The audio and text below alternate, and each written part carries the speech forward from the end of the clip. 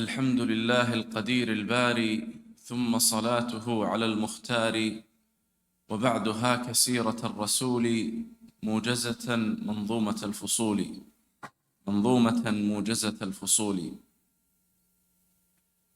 We stopped last week when Imam Ibn Abi al-Azz al-Hanafi mentioned some big event before the message, before the revelation, which was the rebuild of the Kaaba.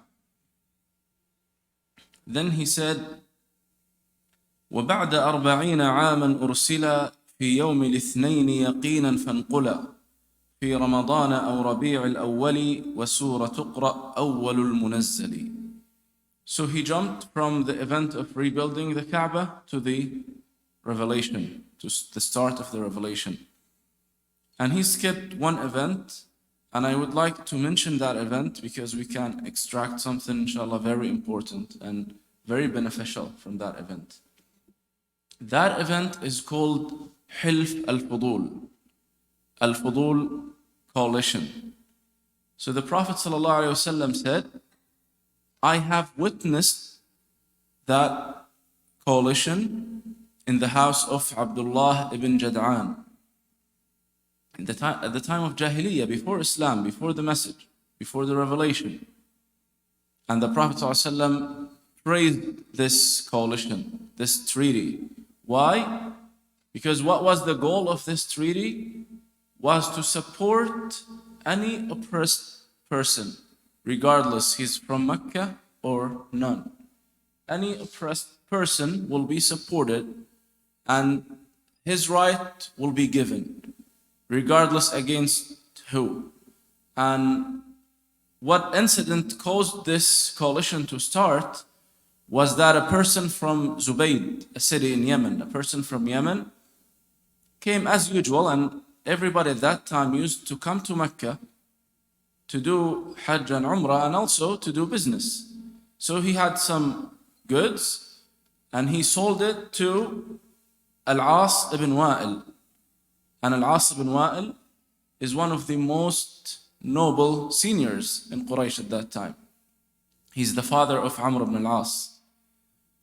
And Al-As ibn Wa'il took the goods and refused to pay the money to that person. And that person tried to seek help everywhere, couldn't find any solution. Then he went to the Kaaba and cried. Cried means he spoke loudly that, O people of Quraysh, O people of Muru'ah, I need help. Then Az-Zubayr ibn Abd al-Muttalib, one of the Prophet's uncles, he said, now we cannot leave this. We have to do something.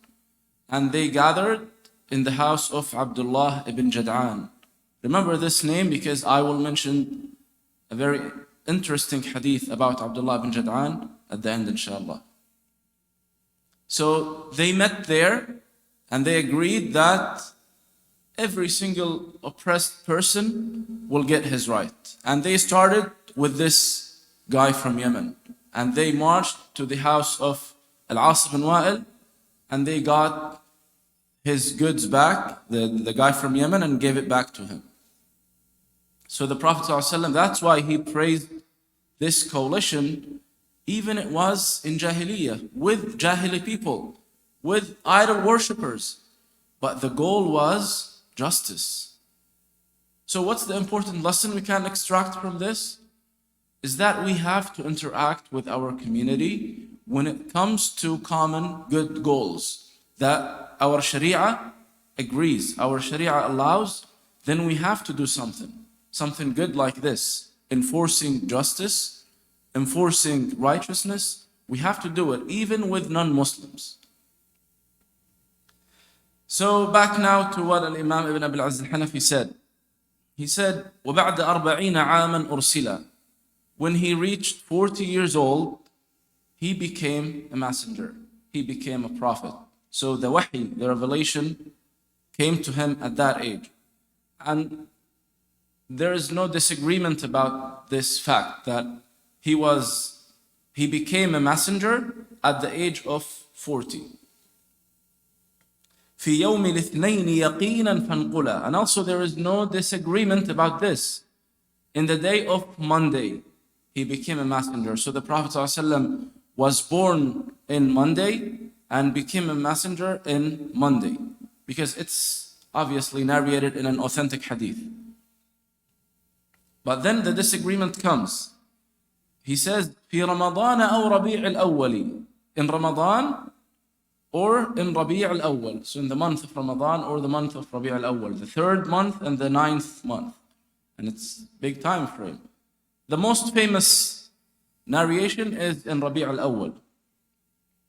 But why many scholars believe it's in Ramadan? They rely on Surah Al-Qadr. إِنَّا أَنزَلْنَاهُ فِي لَيْلَةِ الْقَدْرِ. We sent it down in Laylat al-Qadr. And it's well known that Laylat al-Qadr is in Ramadan. But again, it's of course not clear cut because Surah Al-Qadr not necessarily talking about the beginning of the revelation. Allah subhanahu wa ta'ala said, we sent it down in Laylat al-Qadr. But sent it down doesn't mean to the Prophet ﷺ. Many mufassirin said, was sent from the highest heavens to the Sama ad-Dunya, to the lowest heaven. Or was sent from Allah subhanahu wa ta'ala to Jibreel. So, again, the most famous narration is that it's in Rabi' al-Awwal. وَسُورَةُ اقْرَأْ أَوَّلُ الْمُنَزَّلِ. And the first revelation was Iqra. And subhanallah, the story of the beginning of revelation, كيف بدأ الوحي. And in fact, Imam al-Bukhari put this as the first chapter in his book. باب كيف بدأ الوحي. How the revelation started. And the story is well known. And subhanallah, whenever we read it, we feel the emotions. It is a strong story. No matter how many times we go through it, we still feel the scene. It's amazing story. So in an authentic hadith from Sahih Muslim, عن عائشة زوج النبي صلى الله عليه وسلم قالت كان أول ما بدأ به رسول الله صلى الله عليه وسلم من الوحي الرؤيا الصادقة. And this part we mentioned last week, that the first part of revelation that started with the Prophet ﷺ was the true dreams. Whenever he sees something, it becomes exactly as he saw next day.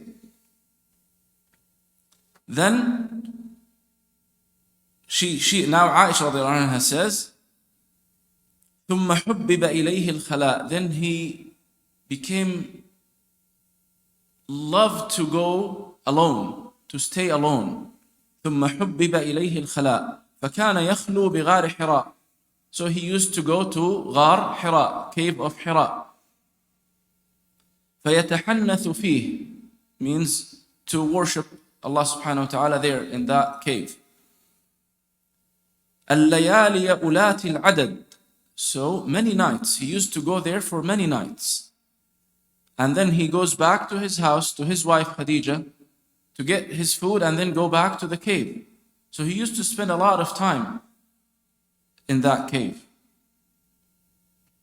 She says, حتى فجأه الحق وهو في غار حراء.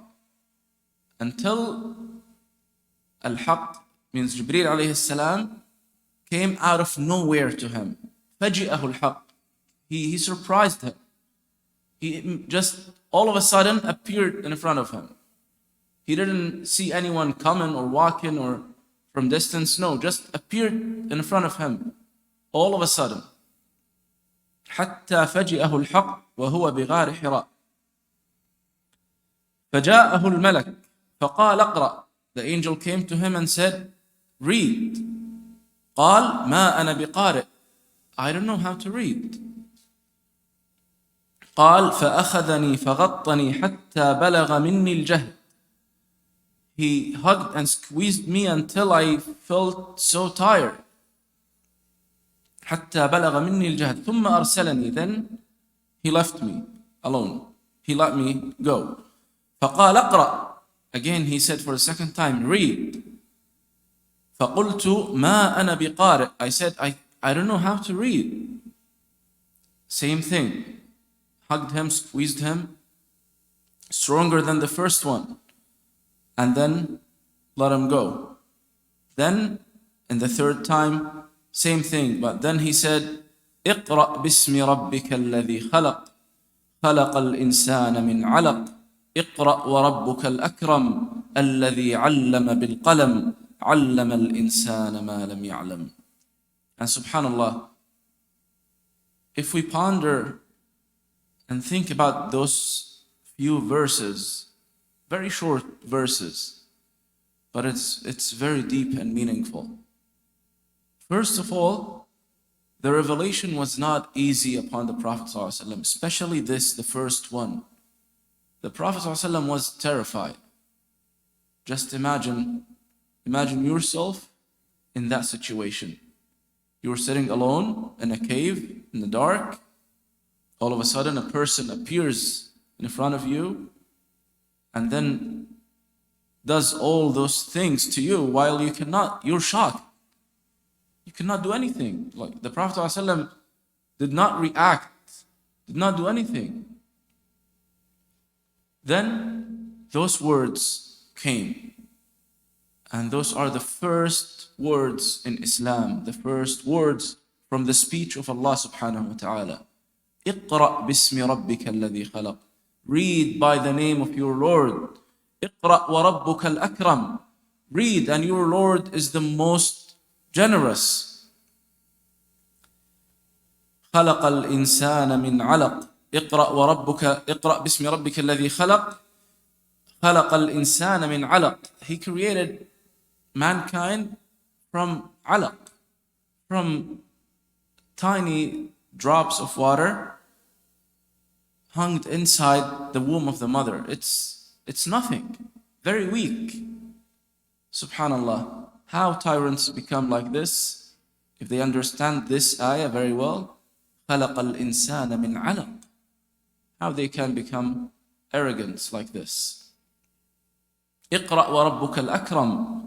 Read, and your Lord is the most generous. Of course, the most generous. The one who gave us this book is the most generous. الذي علم بالقلم.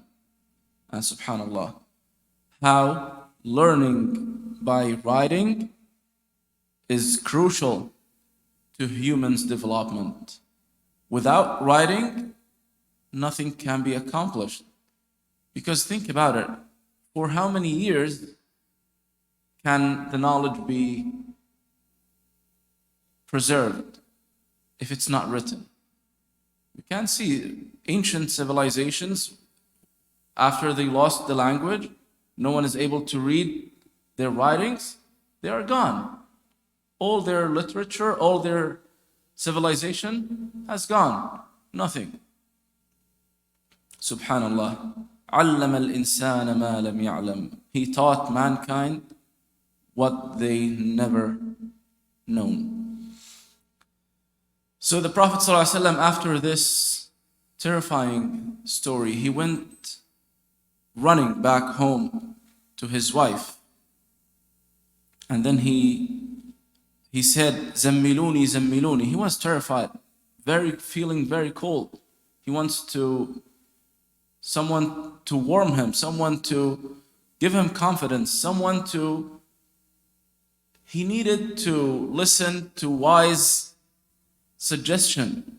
And subhanallah, this is again very important lesson. When someone is in the problem, he cannot, even the Prophet ﷺ, because he was terrified, so he couldn't think the proper way. He was terrified. He was unable to think wisely. But then what happened? Subhanallah, the wife that Allah subhanahu wa ta'ala has chosen for him did that job. She was the wise wife. This is the right role that the wife must play. She calmed him down. After he told her what happened, and he said, I'm afraid about myself. He thought it's shayateen or something. What's this? What's happening to him? Then she said, like words should be written in gold. She said, Wallahi la yukhzika Allahu abada. By Allah, He will never humiliate you. Why? She listed the reasons. Innaka latasilu rahim. You take care of the ties of your ties of kinship. Innaka latasilu rahim. وتصدق الحديث, and you tell the truth. وتحمل الكل, and you help whoever needs. وتكسب المعدوم, and you give the needy who doesn't have anything. وتقرئ الضيف, and you take care of your guests, your visitors. وتحمل الكل وتكسب المعدوم وتقرئ الضيف وتعين على نوائب الحق, and you always help with whatever on the true path. وتعين على نوائب الحق. Then after that's her wisdom radiallahu anha. She understood that a person has these characteristics cannot be hurt.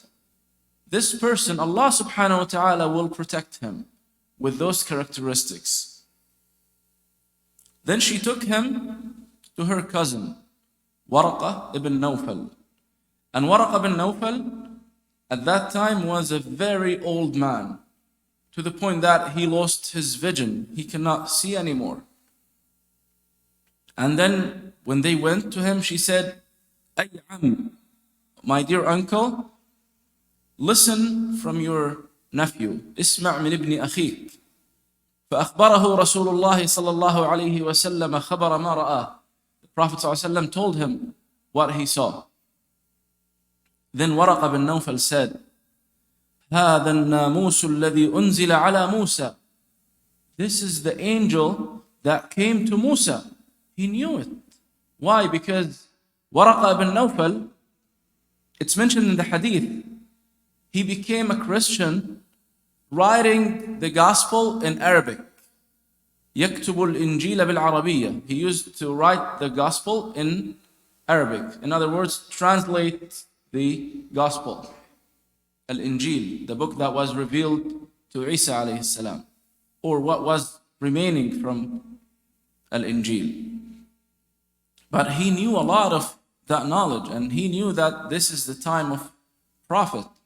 And when he heard what's happening, he said, this is the angel that came to Musa.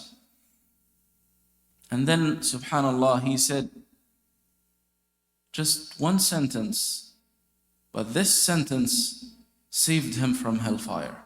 Subhanallah. One sentence with sincere intentions saved Waraqah bin Nawfal from hellfire, because he was not upon the truth. But just this word saved him from hellfire. He said, يا ليتني فيها جذعا يا ليتني أكون حيا حين يخرجك قومك. He said, how I wish I'm a strong young man and I support you when your people kick you out. The Prophet ﷺ said, أَوَ مُخْرِجِيَّهُمْ. He was shocked. Why? I'm one of the best of them, the best among them.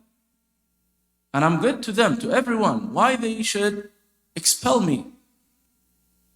So Waraqah bin Nawfal said, قال ورقة نعم لم يأتي رجل قط بما جئت به إلا عودي. No one came with this message, that what you will bring to them, except became enemy to them.